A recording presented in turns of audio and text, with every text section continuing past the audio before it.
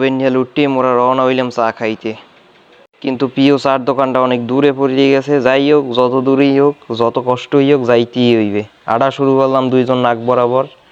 সামনে বাজলো পৌরসভা। আপনাদের কিন্তু একটা কথা কইতে ভুললেই গেছি, এটা কিন্তু বাংলাদেশের দ্বিতীয় পৌরসভা। যাই হোক, অনেকেই কয় পুরুষ মানুষ কিতে আটকায়, মুই কই পুরুষ মানুষ আটকায় ভালো চার দোকানে। যাই হোক, এরপর মোরা আইয়ে পড়লাম বক্স চত্বর আইয়ে একেবারে নাক বরাবর সোজা আডা শুরু করলাম। যাই হোক, মোর একবারে বেনিয়ালে চা না খাইলে একটু ভালো লাগে না। মোর বেনিয়ালে এক কাপ চা খাওয়াই লাগবে।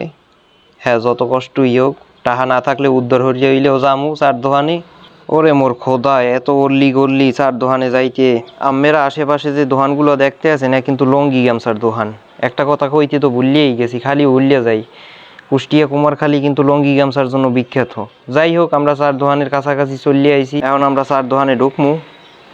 এজ এ গল্লি আর পানি কাদা। যাইয়ে দোকানদার বেটারে কইলাম যে মোকে সুন্দর করে দুইটা চা বানাই দেন।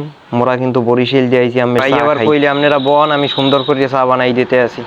যাই হোক ভাই, দোকানটা এরকম ভাঙ্গাচুরা দেখলো ওই বিকি ভাই, কিন্তু চা ভালো বানায়। মোর বন্ধু খুব এই চাটা পছন্দ করে, ওই দেন না কি খুশি। যাই হোক, দোকানদার বেটা মগো দুইজনের দুইটা চা দিয়েছে, মোরা খাওয়া শুরু করিয়ে দিলাম। আজকের ভিডিও এই পর্যন্তই। আপনারা সবাই ভালো থাকবেন, সুস্থ থাকবেন।